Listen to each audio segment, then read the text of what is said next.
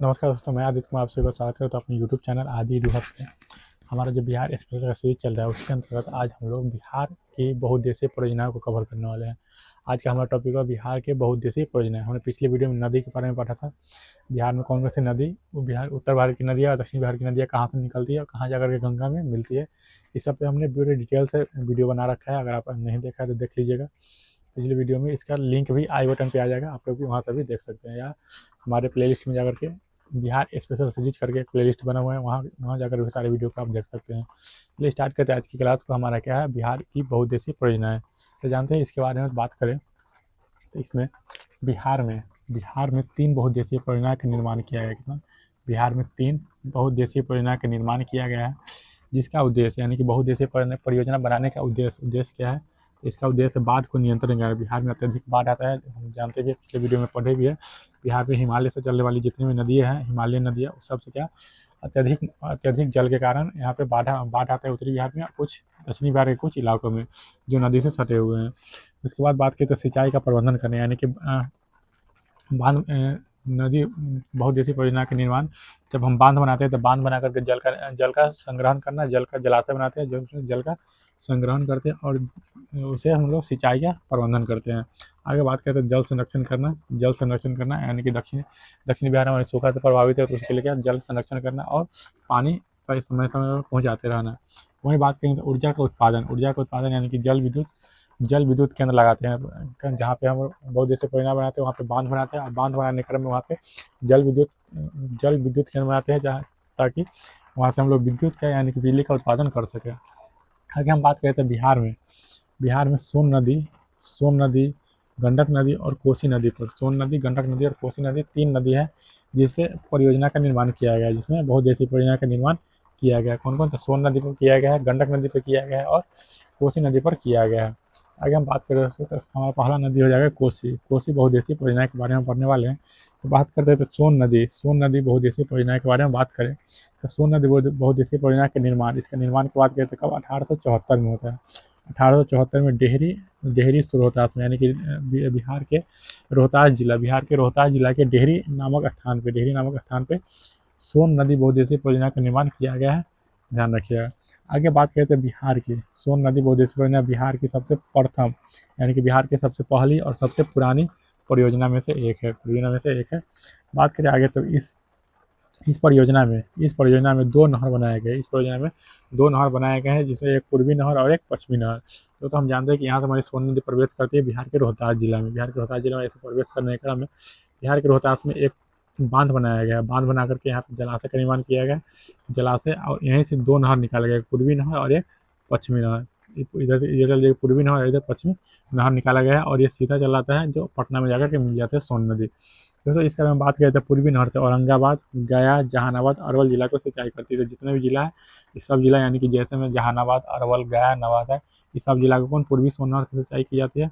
उसी क्रम में बात करें तो इधर पश्चिमी सोन नहर और इसकी सहायक नहरों से बक्सर, कैमूर, रोहतास, भोजपुर जिला में सिंचाई की जाती है। यहाँ पे रोहतास जिला में सिंचाई की जाती है। तो बात करें आगे तो वही पूर्वी सोन नहर से औरंगाबाद, गया, जहानाबाद, अरवल आदि जिला में सिंचाई की जाती है।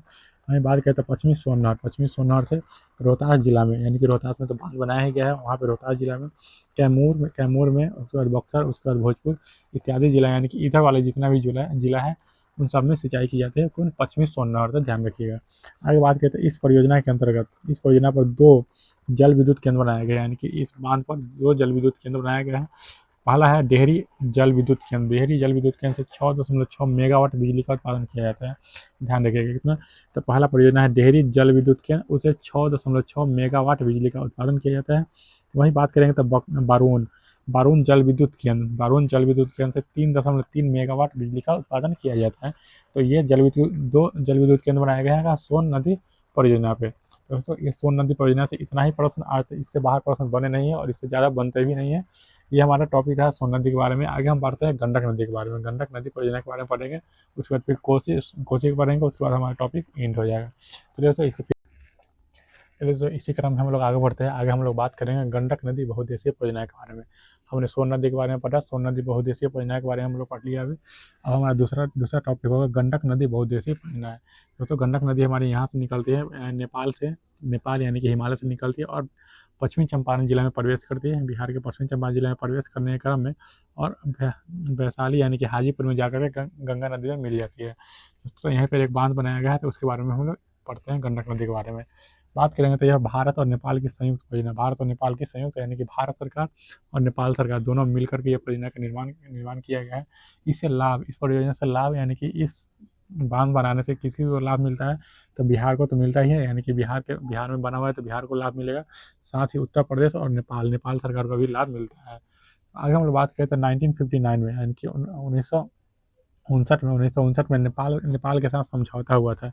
इस परियोजना यानी कि गंडक नदी बहुउद्देशीय परियोजना के बनाने के लिए नेपाल सरकार और भारत सरकार के बीच में समझौता कब हुआ था, तो 1959 में, ध्यान रखिएगा। और निर्माण कार्य यानी कि 1960 में कार्य शुरू हो गया था, यानी कि 1960 में बनना काम शुरू हो गया था वहाँ पे। बात करते हैं गंडक नदी के बारे में, तो गंडक नदी परियोजना पर 2 नहर निकाला गया है, एक पूर्वी गंडक नहर और पश्चिमी गंडक नहर, दो नहर निकाला गया है।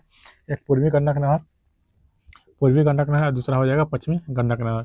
यहाँ से गंडक नदी प्रवेश करती है। यहाँ पे बनाया गया भैंसा लोटन स्थान पे एक बैराज बनाया गया, वाल्मीकि बैराज, और वहाँ से निकाला गया नहर, यानी कि एक नहर इधर यानी पूर्वी की तरफ, एक नहर पश्चिम की तरफ निकाला गया है। पूर्व की तरफ जो बिहार में आती है और पश्चिम की तरफ नेपाल उत्तर प्रदेश को संचित करती है। उसी क्रम में आगे हम बात करें तो पूर्वी गंडक नहर पर तीन नहर यानी कि तिरहुत, त्रिवेणी और 2 नहर बनाया गया है। क्यों? पूर्वी गंडक नहर पर 3 नहर बनाया गया है, एक तिरहुत, त्रिवेणी और 2 नहर, जिसे हम लोग त्रिवेणी नहर के नाम से भी जानते हैं।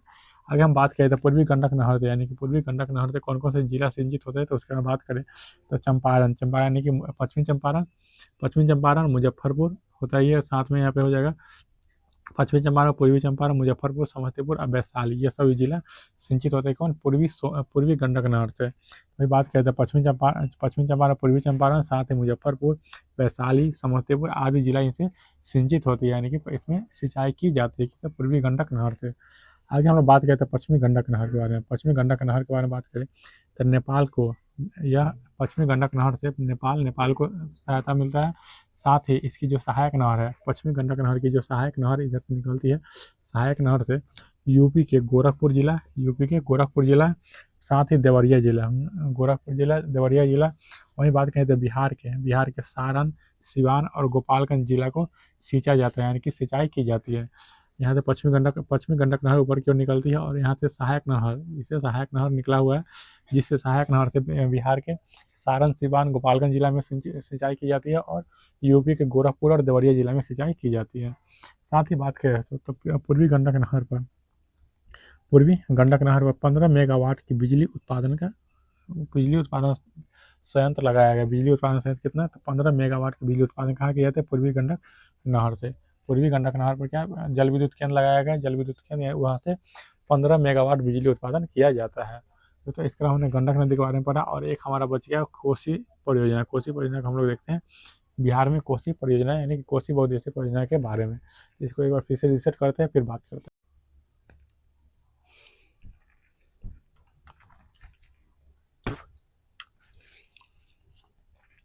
दोस्तों इसी क्रम का आगे बढ़ाते हुए हम लोग बात करते हैं अब कोसी बहुउद्देशीय परियोजना के बारे में।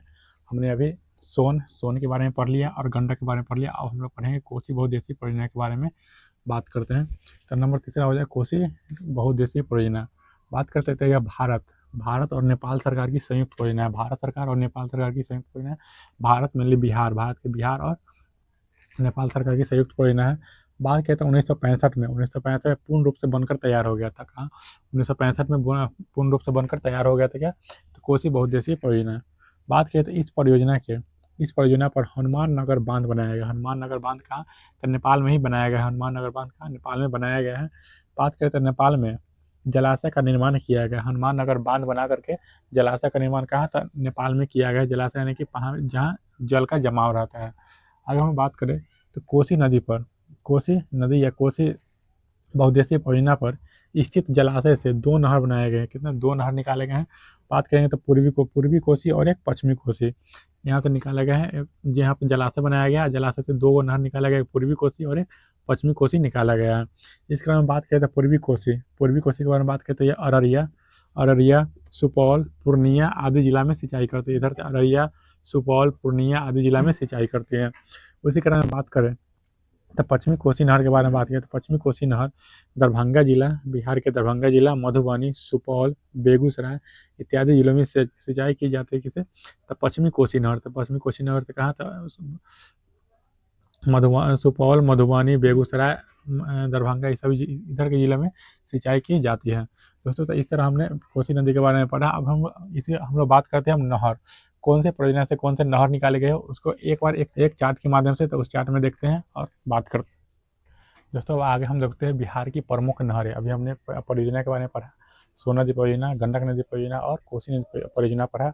और उन सब पे जो नहर बना हुआ है उन नहर को देखते हैं। तो बात करें हम बिहार की प्रमुख नहरें, बिहार के प्रमुख नहर जिसे सिंचाई की जाती है, जहाँ पे पानी नहीं पहुँचता है वहाँ पे बात करें तो पहला हमारा त्रिवेणी नहर, तिरहुत नहर और दोन नहर। इसे त्रिवेणी, तिरहुत और दोन नहर, जिसे त्रिवेणी नहर भी कहते हैं। कहाँ? तो गंडक नदी पर बना हुआ। कहाँ? गंडक नदी। यहाँ पे गंडक नदी प्रवेश करती है बिहार में, गंडक नदी, और मिलती कहाँ पे? हाजीपुर में जाकर के गंगा नदी में मिल जाती है। तो यहाँ पे बना है कौन?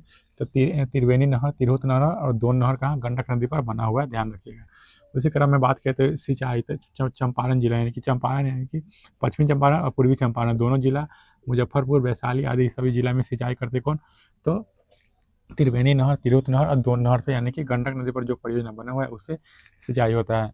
उसी क्रम में आगे बढ़े तो पूर्वी कोसी और पश्चिमी कोसी। यहाँ पे कोसी नहर है, कोसी नदी से दो नहर निकाला गया है, पूर्वी कोसी और पश्चिमी कोसी। तो इससे सिंचाई कौन कौन होता है? तो अररिया जिला। क्या? अररिया जिला, अररिया, सुपौल, पूर्णिया, दरभंगा और मधुबनी जिला, इससे सिंचाई की जाती है। मेनली इधर वाला इलाका में सिंचाई की जाती है। बात करें आगे तो राजपुर नहर, ध्यान रखिएगा, राजपुर नहर के बारे में ध्यान रखिएगा। पूर्वी कोसी और पश्चिमी कोसी, पूर्वी कोसी, पश्चिमी कोसी और राजपुर नहर, यानी कि तीन नहर कथी? तो सोन नदी पर बनाया गया। सोन नदी पर जो परियोजना बना है उस पर बनाया गया है।